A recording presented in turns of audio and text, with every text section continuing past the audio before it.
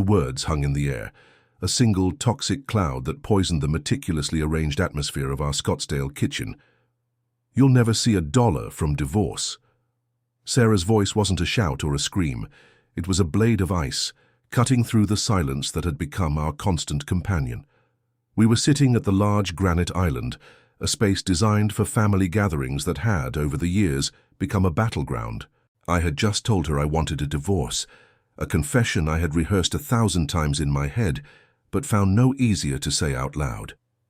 I looked around our home, a modern marvel of clean lines and expensive finishes.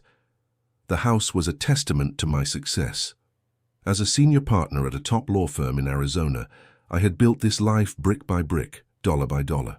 The swimming pool outside, shimmering under the intense desert sun, the custom-built cabinetry, the high-end artwork on the walls, every single item was a direct result of my relentless work.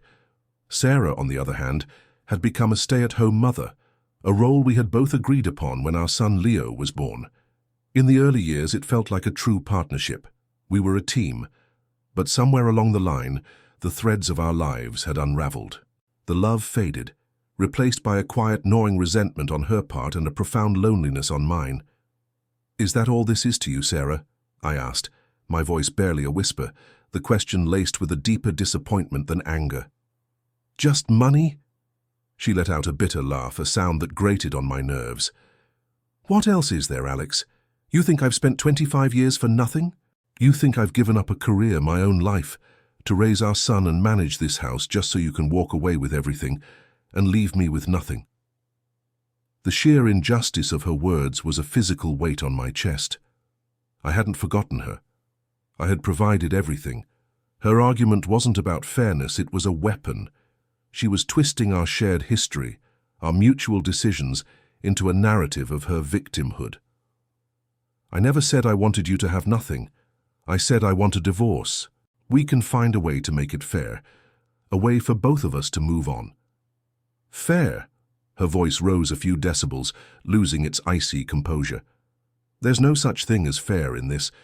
You get to walk away, to start over, to live your life. What do I get? A title? Ex-wife of a successful lawyer? I won't let you do this. I'll make sure you regret the day you ever thought of leaving me."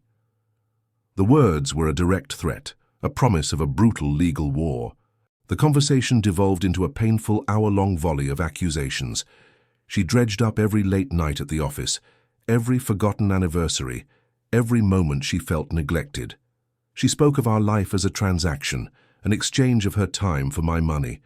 I listened, my heart growing heavier with each bitter word, a profound sadness replacing the anger. This wasn't the woman I had married. This was a stranger, twisted by a poison I no longer recognized. The vibrant, loving woman I had promised to spend my life with was gone, replaced by a cold, calculating opponent. I finally stood up, the chair scraping against the tile floor. "I can't do this anymore, Sarah. I'm done fighting."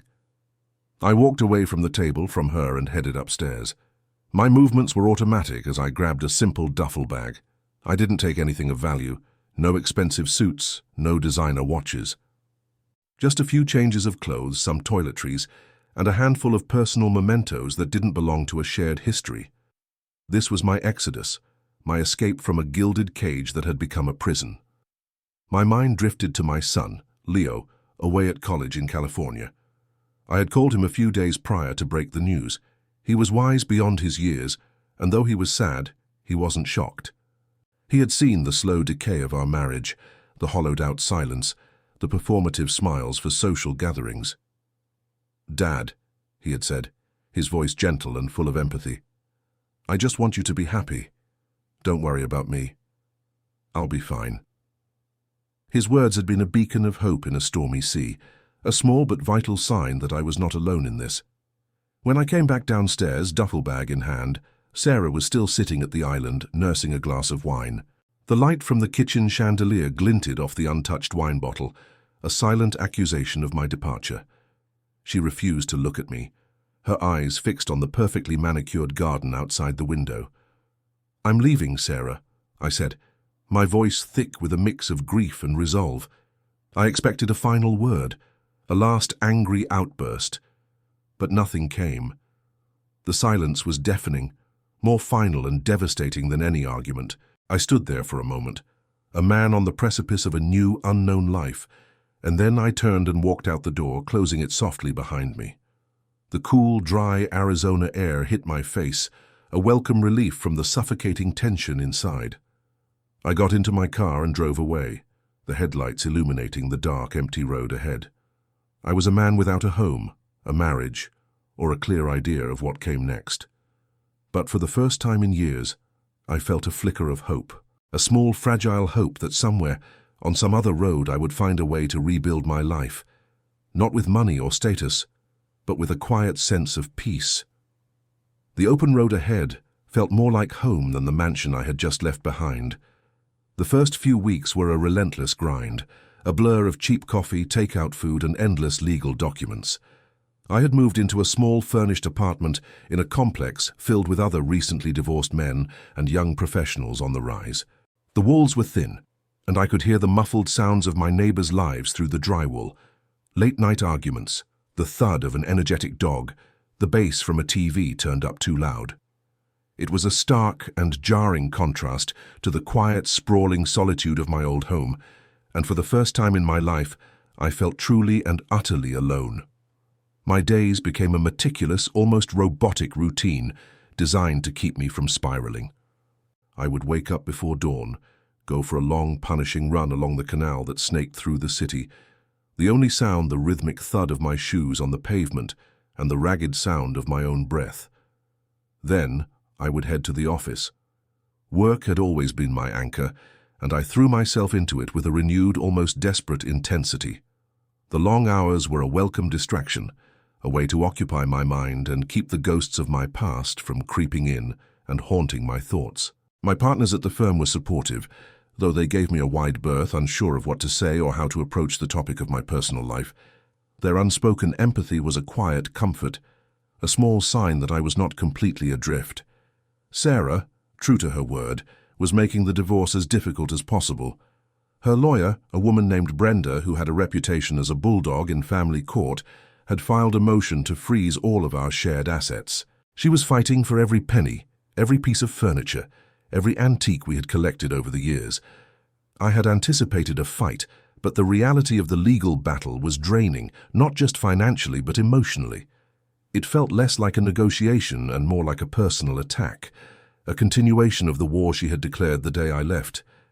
Every new legal document that landed on my desk felt like another stone thrown at my already bruised heart. I had lunch with my old friend and fellow partner Mark a few weeks after I moved out. We sat at a small Italian place near the office, the clatter of plates and the buzz of conversation creating a shield from our heavy topic. Mark had been my sounding board for years, a steady presence in a life that had become increasingly turbulent. "How are you holding up, man?" he asked, his voice low and concerned, as he pushed a plate of pasta toward me. "I'm getting there," I said, stirring my pasta with a fork, the truth of the statement feeling both fragile and profound. "It's weird. Everything is so quiet. I'm used to a different kind of quiet, the one where you know someone else is in the next room. This is a total silence." He nodded, his expression serious and empathetic. "I can only imagine. But look, I know this is rough, but you did the right thing. You needed to get out. I've seen what you've been going through for years. You were just existing." Did I? The question escaped my lips before I could stop it. A wave of doubt washed over me, a familiar companion in these quiet moments. Sometimes I wonder if I was just being selfish, if I should have tried harder, fought for it more. Mark leaned forward, his gaze unwavering. "Don't do that to yourself, Alex. You gave it everything you had. I watched you. You can only give so much to a relationship that isn't giving anything back. She wasn't happy, and you weren't happy. At some point you have to choose yourself, you have to save yourself." His words resonated, a simple truth I had been unable to see for so long. I had spent so much energy trying to fix something that was fundamentally broken, and in the process I had lost a piece of myself. The realization hit me with a surprising clarity. The silence of my apartment wasn't a punishment. It was a form of freedom. For the first time in years, I didn't have to walk on eggshells. I didn't have to worry about an argument erupting over some trivial matter. I was just me. My son Leo called that night. He was worried about the legal battle, the constant stream of emails from Sarah's lawyer that were CC'd to him. "Dad," he said, his voice tight with frustration, "she's being so difficult. She won't even talk to me about it, just tells me to stay out of it. It's a mess." "I know, son," I said, my heart aching for him. He was caught in the middle of a war he hadn't asked for. "Just try to stay out of it. Let me handle it. I'm a lawyer, remember. I can handle her lawyer. Don't let this consume you." I tried to joke, to lighten the mood, but the humor fell flat. "I'm sorry you have to go through this," he said, a weight in his voice. "Don't be sorry," I told him, a fierce determination rising in me. "This is just a chapter. It's not the whole book. We'll get through this, you and I." Weeks turned into a month and then another. The apartment started to feel less like a temporary stop and more like a home. I bought a new coffee maker, a comfortable armchair, and a few books to fill the empty shelves. The place was still sparse, but it was mine. It was a blank canvas, a new beginning. The initial shock and grief had given way to a quiet determination. I had lost a lot, but I was gaining something invaluable. A sense of peace, a new beginning, and the simple, profound joy of living a life that was truly my own. The fight was far from over, but for the first time, I felt ready for it. The fear had been replaced by a quiet, unwavering resolve. The call came late on a Tuesday evening, shattering the quiet solitude of my new routine.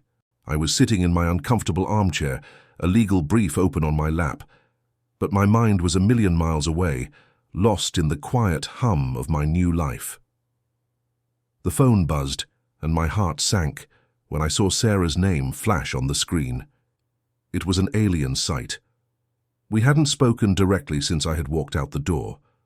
All communication had been filtered through our lawyers, a sterile and impersonal exchange of legal jargon and demands. I hesitated, my thumb hovering over the ignore button. The thought of engaging with her directly again filled me with a deep sense of dread, but something made me answer. Curiosity, perhaps, or a lingering sense of obligation. "Hello, Sarah," I said, my voice cautious, guarded. There was a long, excruciating pause on the other end, just the sound of her shaky breathing, a stark contrast to the calm, controlled voice I had heard from her lawyer. Then her voice, thin and reedy, came through. "Alex? It's me. I'm so sorry to call, but I didn't know who else to turn to." Her tone was so uncharacteristically vulnerable that a chill ran down my spine. The woman who had sworn to ruin me, who had declared war on me just weeks ago, was asking for my help. I felt a strange mix of emotions, a powerful sense of surprise, a flicker of suspicion that this might be some kind of legal trap, and a strange, almost uncomfortable sense of concern that something was truly wrong. "Help with what, Sarah?" I asked, my voice still cautious, a lawyer's instinct to not give anything away. "It's Leo," she said, her voice cracking, a sob catching in her throat. "He's sick. He's in the hospital." The world tilted on its axis. My blood ran cold, the words hitting me like a physical blow. The legal brief slid from my lap and fell to the floor with a soft thud. I barely registered it. All I could think about was my son. My son. The fear was a cold, hard knot in my stomach. "What?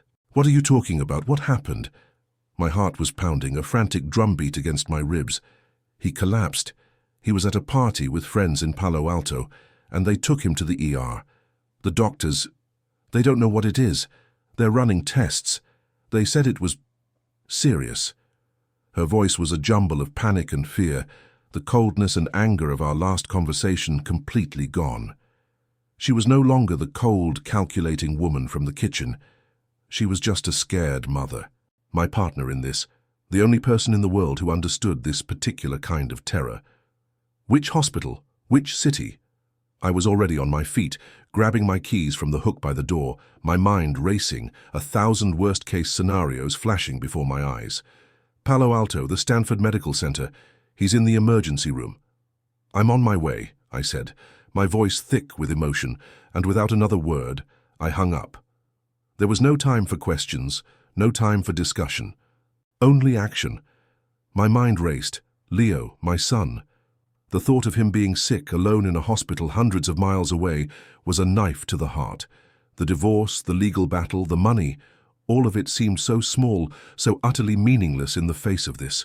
All that mattered was my son. I threw a few things into a bag, grabbed my wallet, and was out the door in minutes. The drive from Scottsdale to Palo Alto was a good 12 hours.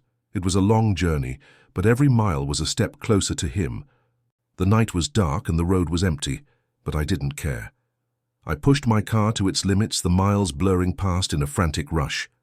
I called the hospital as soon as I was on the highway. They confirmed that Leo was there, but couldn't give me any information without a password. I called Sarah back, the silence between us gone, replaced by a desperate, shared need for information. She gave me the password, her voice still shaky. The drive was an endless loop of worry and prayer. I replayed every memory of Leo in my head. The day he was born, his first steps, his first time riding a bike, his high school graduation, his first day of college.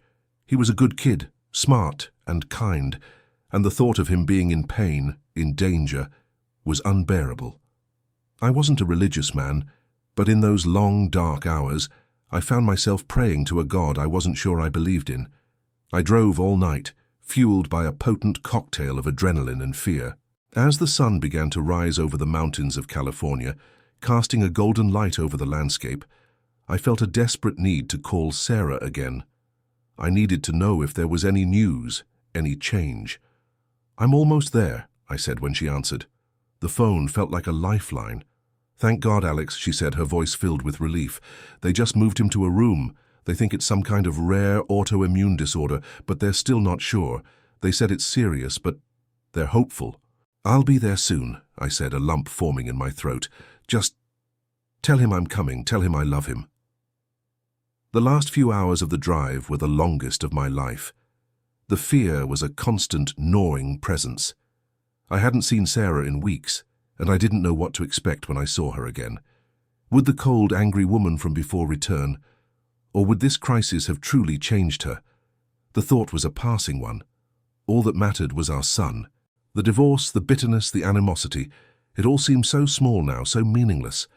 The only thing that mattered was Leo, and for the first time in a long time, Sarah and I were on the same side, fighting for the same thing. The sterile antiseptic smell of the hospital hit me first, a cold clinical scent that immediately sharpened my senses. The hum of machines, the hushed voices of nurses, the rhythmic squeak of a gurney rolling by. It was a world away from the sun-drenched silence of my Arizona home. I walked through the quiet, impersonal corridors of the Stanford Medical Center, the fear from the drive still a heavy knot in my stomach. The nurses at the front desk, calm and professional, directed me to the 3rd floor. I took the elevator up, the seconds ticking by like hours, my heart pounding in my chest with a furious, relentless beat. When I reached the room, the door was ajar, a small crack of light and sound leaking into the hallway. I pushed it open gently, my hand trembling slightly. The sight that greeted me was both a relief and a new wave of terror. Sarah was sitting in a chair beside the bed, her shoulders hunched, her face buried in her hands. She looked small and frail, a ghost of the strong-willed, imposing woman I had known. My son Leo was lying in the bed, his face pale against the white pillow. An IV drip was connected to his arm, the clear liquid a silent, steady drip of life. A series of monitors beeped softly beside him, a rhythmic and unsettling soundtrack to our shared nightmare. I cleared my throat softly. Sarah's head snapped up, her eyes red and puffy, her face a mask of exhaustion and raw vulnerability. When she saw me, her expression softened from a pained frown into a flicker of profound relief. The coldness was gone, replaced by a raw, naked fear that mirrored my own. "Alex," she whispered, a single tear tracing a path down her cheek. I walked over and put my hand on her shoulder. The contact was awkward at first, a moment of physical closeness we hadn't shared in months. The months of emotional and physical distance suddenly made apparent by this simple touch. She didn't flinch. She just leaned into my touch, a quiet acknowledgement of our shared pain, a silent plea for comfort. "I came as fast as I could," I said, my voice thick with emotion. "Thank you," she said, her voice barely a whisper. "He's been asking for you. He kept saying he was sorry he called me, not you, but I told him it didn't matter. I told him you'd come." I turned my attention to my son. He was asleep, a peaceful expression on his face that was a stark contrast to the chaos of the room. But the pallor of his skin and the faint sheen of sweat on his forehead were unnerving. I sat down on the other side of the bed, a hard plastic chair that was a world away from my plush office chair. I reached out to gently take his hand. His skin was warm, but a little clammy. His hand felt so small in mine, a feeling I hadn't experienced since he was a little boy, a moment of profound paternal connection that transcended all the bitterness and distance. The moment was a quiet, profound one. All of the anger, the bitterness, the legal battles, it all vanished in the face of this simple, terrifying reality. Nothing mattered except the life of the boy whose hand I held. A doctor came in a few minutes later, a young man with a kind face and a calm, reassuring demeanor. He introduced himself as Dr. Evans and began to explain the situation in a slow, methodical way, as if to a pair of stunned children. "We believe it's a form of vasculitis," he said, his voice measured and professional. "A rare autoimmune disorder where the blood vessels become inflamed. We're running more tests to confirm and to determine the extent of the damage. For now, he's stable, but we need to start treatment as soon as possible." "What's the treatment?" I asked, my lawyer's mind kicking in, a desperate need for facts and a plan overriding the fear. "A combination of steroids and immunosuppressants to control the inflammation. It's a long road, and there are risks, but we've seen good results with similar cases. The first few days will be critical as we monitor his response to the medication." I asked a series of questions, my voice calm, my mind sharp. What were the long-term effects? What was the prognosis? What were the potential side effects of the medication? Sarah listened, her hand still in mine, a silent partner in this new, terrifying negotiation. She was no longer a legal adversary, but my co-pilot in this storm. The doctor answered every question patiently, his quiet confidence a reassurance. When he left, the room was silent again, save for the rhythmic beeping of the monitors. "I'm so scared, Alex," Sarah whispered, her voice a fragile thing. "I know," I said, my voice gentle. "I am too. But he's strong. He'll get through this. We'll get through this. Together." The last word hung in the air between us. Together. It was a word we hadn't used in years, a word that had lost its meaning, but in this hospital room, in the face of our son's illness, it had found a new, powerful resonance. We were a team again, not husband and wife, but two parents, united in our love for our child. The past, the anger, the bitterness, it was all still there, but it was overshadowed by a far more powerful emotion, a fierce, primal need to protect our son. It was a new chapter, not just for our family, but for me. A chapter where all of the old battles were replaced by a new, more important fight. The hospital room became our new reality, a small, sterile universe governed by the rhythm of doctors' visits and the soft, constant beep of medical equipment. Days bled into nights, a monotonous rhythm that was punctuated by the hushed voices of nurses and the fluorescent hum of the overhead lights. Sarah and I fell into an easy, unspoken routine. She would sit by the bed reading to Leo from a book, or talking to him in a soft, soothing voice, the kind she hadn't used with me in years. I, in turn, would take calls from the office, working remotely from a small, uncomfortable visitors' lounge down the hall, my laptop a lifeline to the world I had left behind. In the evenings, we would take turns grabbing coffee from the hospital cafeteria, the small moments of shared solitude, a quiet contrast to the tense, public nature of our past. The conversations between us were no longer about the divorce or the money. They were about Leo. We talked about his childhood, his favorite movies, the time he broke his arm trying to climb the neighbor's tree. We remembered the happy moments, the times when our family was whole, when the cracks hadn't yet started to show. There was no recrimination, no blame, just a quiet, shared grief and a desperate hope that this fragile truce would hold. One evening I found Sarah staring out the window, her face pale in the moonlight, her shoulders slumped with a profound weariness. The city lights of Palo Alto glittered below, a million tiny promises of a life we no longer had. I walked over and stood beside her, looking out at the glittering mosaic. "He's going to be okay, Alex," she said, her voice filled with a desperate conviction, as if saying the words would make them true. "I know he is. We just have to believe it." "I know too," I said, my voice gentle. "He's a fighter. He gets that from both of us." "I'm so sorry, Alex," she said, her voice breaking, the tears finally coming. "I was so angry, so stupid. All I could think about was the money, the house. I was so caught up in the idea of what I had lost that I couldn't see what was right in front of me. I couldn't see the damage I was doing to myself, to you, to us." I didn't say anything. There was nothing to say. I had been angry too. I had felt betrayed, hurt. But in the face of our son's illness, all of that had faded into a distant, insignificant memory. What mattered was the woman standing beside me, broken but finally, truly seeing. "The divorce," she said, her voice barely a whisper. "I'll drop the motion. The assets, just take what you think is fair. It doesn't matter anymore. None of it matters without him." I looked at her, truly looked at her for the first time in months.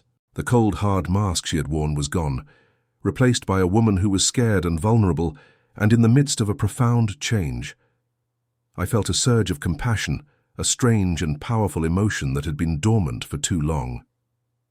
"Sarah," I said, my voice gentle, "we'll deal with all of that later. Right now, all that matters is Leo. We can talk about everything else when he's home." She nodded, a single tear rolling down her cheek. She leaned her head against my shoulder, and for a moment we were just two people, two parents, leaning on each other in the dark. The physical contact was a simple, profound one, a small, fragile truce in the war we had been fighting. Over the next few days, Leo's condition stabilized. The treatment was working. The inflammation in his blood vessels was beginning to recede, and the doctors were cautiously optimistic. He was still weak, but he was getting stronger every day. He was even starting to get a little bit of his trademark sarcastic humor back, a sure sign that he was on the mend. One afternoon, he was awake and lucid. I was sitting beside his bed, and he looked at me, a small, weary smile on his face. "So," he said, his voice raspy, "you guys are talking again? I haven't heard the sound of silence in a while." "Yeah, kiddo," I said, a smile on my face. "We're talking. We're working on it." "Good," he said, his eyes closing again. "That's good." His simple words were a powerful reminder of what we had almost lost. Not just our son, but our family. The legal battle, the arguments, the animosity. It all seemed so pointless now. We had been so focused on winning that we had forgotten what we were fighting for. Now in the quiet of this hospital room, we had finally found our way back to each other. Not as a couple, perhaps, but as a family. A family that had been broken, but was slowly, painstakingly, beginning to heal. The road ahead was long, but for the first time it didn't feel like a lonely one. The discharge from the hospital felt like a monumental victory. After 3 weeks, the doctors gave us the green light. Leo was well enough to be discharged, a testament to his strength and the tireless work of the medical staff. The vasculitis was under control, a silent, terrifying beast that had finally been subdued. But the doctor's words came with a sobering caveat. He would need months, maybe even a year, of intensive physical therapy and ongoing medical monitoring. The thought was daunting, a long, winding road stretched out before us, yet it was a small price to pay for his recovery. Every ache, every medical bill, every moment of uncertainty was worth it. We drove back to Scottsdale in a new silence, one that was no longer empty and strained, but filled with a quiet, profound sense of relief and gratitude. The sun dipped below the horizon, painting the desert sky in fiery shades of orange, pink, and deep purple. It was a beautiful sight, one that I had always loved, but had rarely taken the time to truly appreciate. Now every moment felt precious, every breath a blessing, every kilometer a small step toward a new future. When we arrived at the house, it was a strange experience for me. This was the place I had called home for 2 decades, a monument to a life I had built, but it now felt foreign. The grand entryway, the high ceilings, the immaculate decor, it all seemed to belong to a different person, a different time. It was less like a house and more like a museum of a life I had left behind. The emotional baggage of the past was still there, in every room, in every piece of furniture. Sarah and I helped a weak but smiling Leo inside, guiding him to the comfort of the living room couch. "I'm going to stay in the guest room," I said to Sarah, my voice low. "Just for a while, until he's back on his feet." She met my gaze, a quiet understanding in her eyes. "That's probably a good idea," she replied, her tone gentle.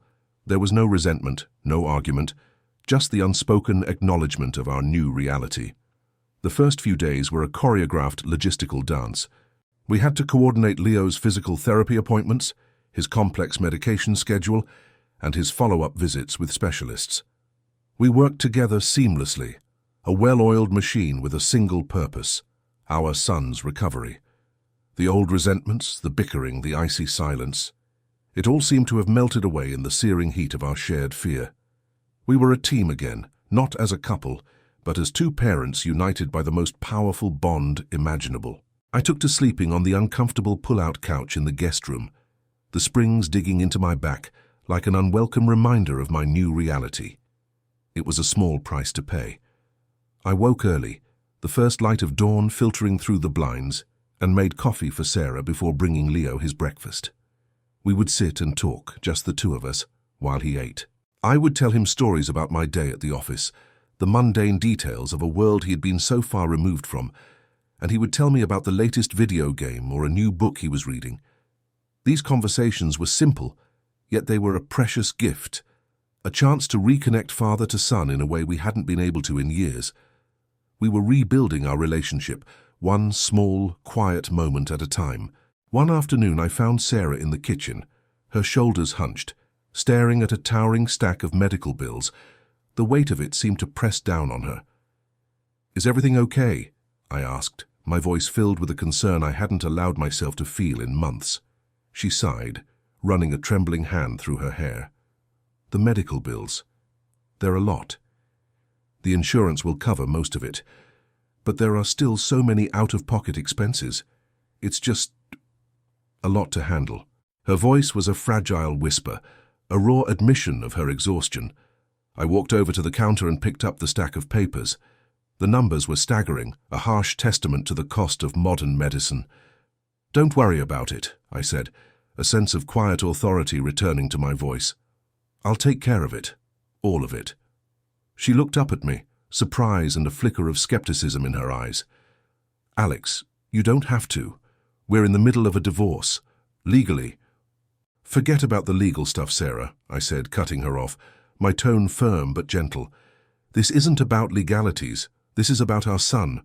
And as long as I have $1, he'll have everything he needs. And you will too. I won't let you or him want for anything." She didn't say a word, but her eyes welled up with tears. She reached out and took my hand, a silent gesture of gratitude that spoke volumes. In that moment, I realized something profound. I had been so focused on the money, on the legal battle, on the bitter words my wife had said, that I had lost sight of the true currency in my life. The money was just a tool. The true wealth was family, health, and a quiet, profound love for the people who mattered most. The house still felt a little foreign to me, a place of memory and old pain. But as I watched Sarah and Leo laugh together on the couch, their faces illuminated by the soft glow of the television, as I saw the quiet relief on her face, I realized that it wasn't the place that mattered. It was the people in it. And for the first time in months, it didn't feel like a museum of the past. It felt like a home, a place of healing, a place of a different kind of future, one that was uncertain, but filled with a quiet, powerful promise. The past was a closed book, and the future was still unwritten. All I had to focus on was the present, and the slow, steady journey of healing that was just beginning. As the weeks passed, a new rhythm settled over the house, a quiet, steady cadence of recovery and coexistence. The initial frantic energy of the hospital stay was replaced by a serene, comforting routine. Leo was making remarkable progress. He was able to walk a little further each day. His color was returning, and his infectious sense of humor was back in full force. He was still weak, but he was getting stronger, and that was all that mattered. The small victories were celebrated with an intensity we had never known before, each step a triumph, each day without a medical crisis, a blessing. The legal battle had been put on indefinite hold. My lawyer, a patient and understanding man, simply said, "Let me know when you're ready to proceed." I knew in my heart that I might never be ready. The animosity had evaporated, replaced by a quiet, shared understanding that transcended legal documents and bitter words. One afternoon I found Sarah in the backyard, her back to me, pruning roses.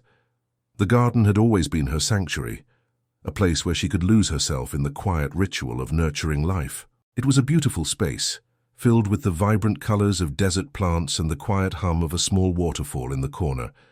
I had always admired it from a distance, but had rarely taken the time to truly appreciate it up close. I walked over and stood beside her, the sweet, intoxicating scent of the flowers filling the air. She didn't look up, her hands moving with a practiced ease, her focus entirely on the delicate task before her. "They're beautiful," I said, my voice soft. "They are," she replied, her voice just a whisper. "It's amazing how much life can come from such a dry place. You just have to know how to find the water." Her words were a simple observation about horticulture, but they resonated with me on a deeper level. I thought about the arid desert of our marriage, the long years of drought, and the unexpected storm that had brought us back to life.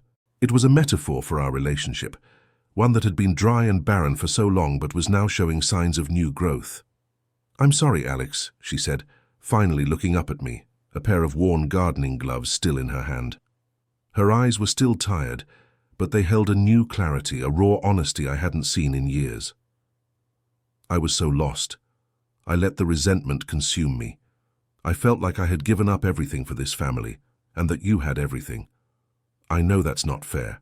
I know it's not true. You worked so hard. I couldn't see it. I was so caught up in the idea of what I thought I deserved, what I was entitled to, that I became a person I don't even recognize. I was lost too, I said, the words coming easily, unbidden. I was so focused on providing, on building a life, that I forgot to live it. I forgot to be present. I forgot to be a husband, a father. I'm sorry too, Sarah. We stood in a comfortable silence for a moment, the unspoken words hanging in the air between us. It was an apology we had both been waiting for, a quiet acknowledgement of our shared failures and our shared pain. We had both contributed to the desert of our marriage. "I don't know what comes next, Alex," she said, her voice a little shaky. "The divorce. I can't imagine going back to that, but I don't know if we can go back to how things were either." "We can't," I said, a quiet certainty in my voice, "and we shouldn't. We're different people now. This changed us. We're not the couple we were, Sarah.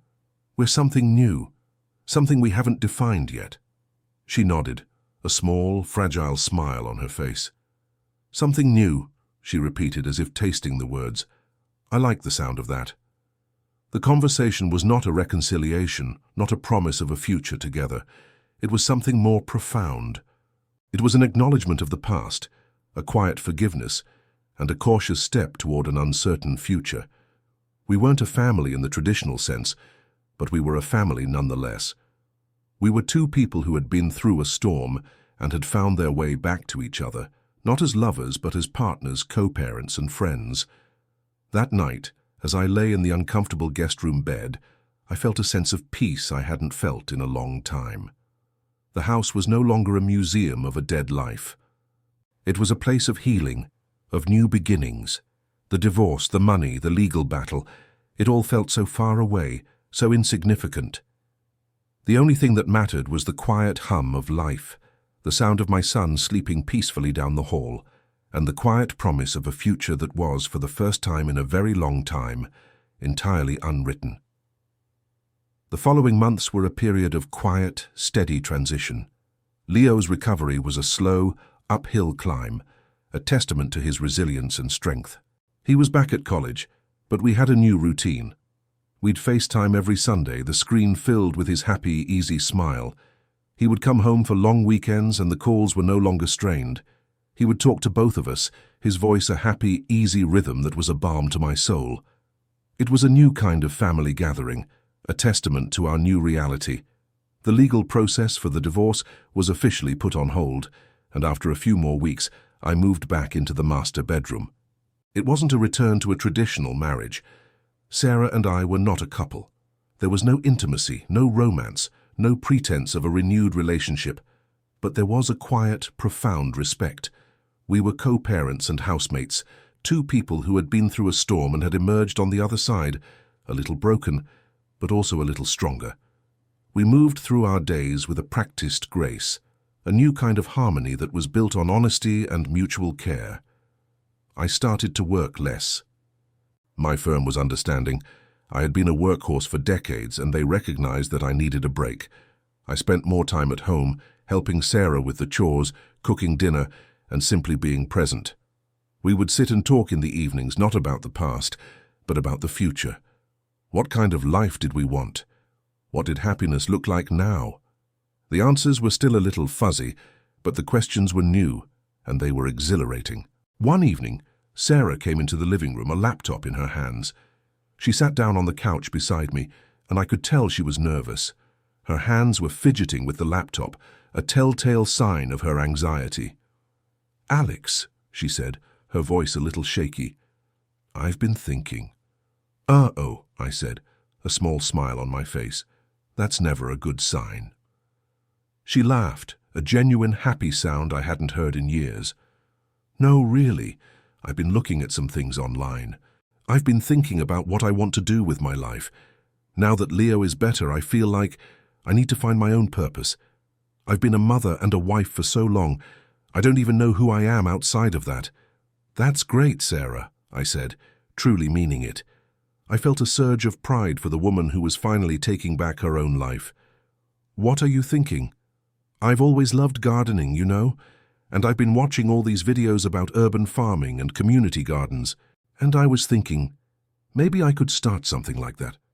I could get a small plot of land, maybe start a non-profit, teach people how to grow their own food, give back to the community.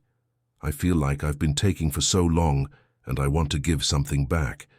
Her eyes were bright with an energy I hadn't seen in years. This wasn't the woman who had been consumed by resentment. This was a woman with a purpose, a new light in her eyes. I felt a surge of pride, a quiet joy in seeing her rediscover her own identity. "That's an amazing idea, Sarah," I said, my voice filled with genuine enthusiasm. "I think you should do it. What can I do to help?" Her eyes widened in surprise. "You would help? After everything?" "Of course I would," I said, my words coming from the heart.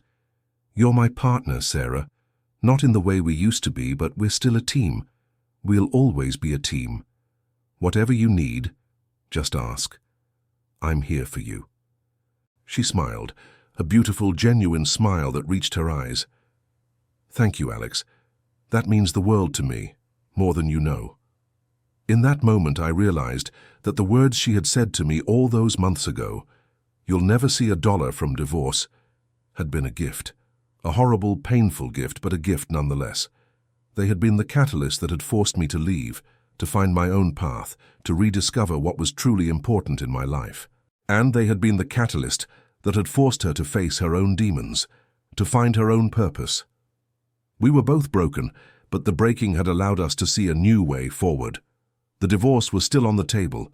We hadn't filed the motion to dismiss it, but it felt more like a formality now, a quiet understanding that our life together was over, but our family was not. The future was still uncertain, but it was filled with a new kind of hope. A hope for a life that was not defined by money or status, but by quiet moments, shared purpose, and a profound, abiding love for the family we had almost lost. The road ahead was unwritten, but for the first time, I felt ready to write it. Over the next few months, Sarah's passion project blossomed. She found a large, unused plot of land owned by the city, and with the help of a few dedicated volunteers, began to transform it. The process was a slow but beautiful metamorphosis, turning a patch of arid desert into a lush, vibrant green space.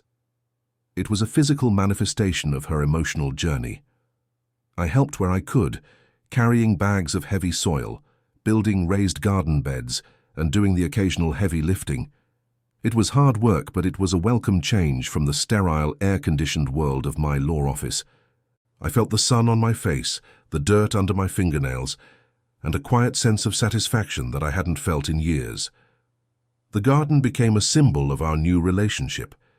It was a place of collaboration, a space where we could work together toward a common goal without the baggage of our past. We talked about planting schedules, irrigation systems, and the best way to deal with pests. We laughed. We argued over the placement of a certain row of vegetables, and we worked together in a way we hadn't in a very long time. It was a new kind of intimacy, one built on a shared purpose rather than a shared bed. One Saturday morning, as we were working, a reporter from the local newspaper came to do a story on the project. She interviewed Sarah, who talked with an infectious enthusiasm about her vision for the community, her eyes sparkling as she described the classes she hoped to offer and the fresh produce she planned to donate to local shelters. Then she turned to me, her notebook and pen poised. "Mr. Davis," she said, "you're a very successful lawyer. It's not every day you see someone like you out here, working with your hands. What inspired you to get involved?" I looked at Sarah, who was wiping sweat from her forehead, a proud smile on her face. "This garden isn't just a place to grow food," I said, my voice filled with a quiet conviction. "It's a symbol of new beginnings, of growth. My wife, she's been through a lot, and she's shown me that you can't just plant a seed and expect it to grow. You have to nurture it. You have to give it water. You have to give it light. And you have to believe that something beautiful will come from it. This garden, it's a reflection of her resilience. And I'm just here to help water the seeds. I'm here because she's here, and she's doing something beautiful." The reporter scribbled furiously in her notepad, a thoughtful look on her face. Sarah looked at me, her eyes filled with a new kind of love. Not the passionate love of a young couple, but the quiet, profound love of two people who had survived a storm together. The legal battle was still a distant memory. Sarah had never filed the motion to dismiss the divorce, and I had never pushed her to. It was a kind of quiet acknowledgement that our lives were now separate, but our fates were still intertwined. We were still a family, but we were a family in a new way, a way that was honest and real and filled with a quiet, profound grace. Leo came home for Thanksgiving, and the house was filled with the sounds of laughter and the intoxicating smell of roasting turkey. We sat around the table, the three of us, and for the first time in years it felt like a family. It wasn't perfect. We were still a little broken, a little bruised, but we were together. We were a testament to the idea that some things, even when broken, can be put back together in a way that is stronger and more beautiful than before. That night, as I lay in my bed, I thought about the long road I had traveled. The day I had walked out of the house, the cold words of my wife ringing in my ears. I had thought I was losing everything, but in reality, I was gaining something far more valuable, a new sense of purpose, a new appreciation for the people I loved, and a new understanding of what it meant to be a family. I had been so focused on money, on success, on winning a battle that didn't matter, but in the end, the only thing that mattered was the quiet, profound life that was unfolding before me. The life in the garden, a life of healing, a life of growth. The divorce papers were still waiting to be signed, but they felt a million miles away. My life was no longer defined by what I had lost, but by what I had found. A year had passed since I walked out of the house. The garden was no longer just a project. It was a vibrant, thriving community space. Sarah had launched a non-profit, the Scottsdale Community Garden, and it was a massive success. The local community had embraced the project with open arms, and the garden was a beautiful testament to her vision and hard work. My hands were no longer calloused from legal briefs, but from working with the soil. My soul was no longer burdened by the weight of a dying marriage, but by the quiet satisfaction of a life well lived.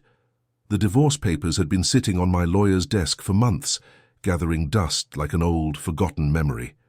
We had talked about it, Sarah and I, But there was no urgency. The legal battle had been replaced by a quiet, profound understanding.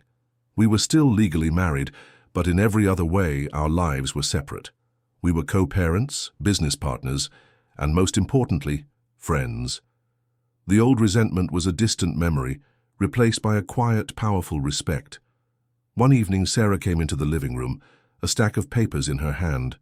My heart gave a little jolt. I had a feeling I knew what they were. The final chapter, the last word. "Alex," she said, her voice soft but firm, "I think it's time. It's time to make it official, not because we have to, but because we need to move forward, for real." I nodded, a lump in my throat. "Yeah, I think so too. It's time to close this chapter." She handed me the papers. They were a draft of a new divorce agreement, a simple and fair division of assets. There was no mention of the old bitterness, no recrimination, no legal games, just a clean, simple end to a chapter that had long since closed. It was a new beginning, a final, definitive end to the old life. "I just wanted to say thank you, Alex," she said, her eyes shining with unshed tears. "Thank you for not giving up on me. Thank you for being there for Leo. Thank you for helping me find my way back to myself. I was so lost, and I was so wrong about so many things. And you showed me a different path." I took her hands in mine, looking at the woman who had been my wife for over 25 years. We had been through so much. We had loved, we had lost, and we had found our way back to each other, not as lovers, but as two people who had a shared history and a shared future. "Sarah," I said, my voice thick with emotion, "you'll never see a dollar from divorce, and you'll never see a single moment of my life where I wasn't grateful for you, for our life, for our son. The money never mattered. All that mattered was us. And even if we're not together, we'll always be a family. A different kind of family, but a family nonetheless. We'll always be a team, especially for Leo." She smiled, a small, fragile smile. "I know, and thank you for that. Thank you for everything." I signed the papers, a strange sense of peace settling over me. It was a final, definitive end to the old life, but it was also a new beginning. A beginning filled with a new sense of purpose, a new kind of love and a new kind of family. I had been so afraid of losing everything, my home, my money, my family. But in the end, I had lost nothing. I had gained a new understanding of what truly mattered in life. My son was healthy. My relationship with my ex-wife was one of respect and friendship, and I had found a new kind of fulfillment in a life that was so different from the one I had always known. The last word was a beautiful, profound silence. A silence filled with the promise of a life that was still unfolding. The divorce was done. The legal battle was over. But the story of my life was just beginning. And for the first time in a very long time, I was excited to see what the next chapter would bring. The road ahead was unwritten, but for the first time, it didn't feel lonely. It felt like an adventure,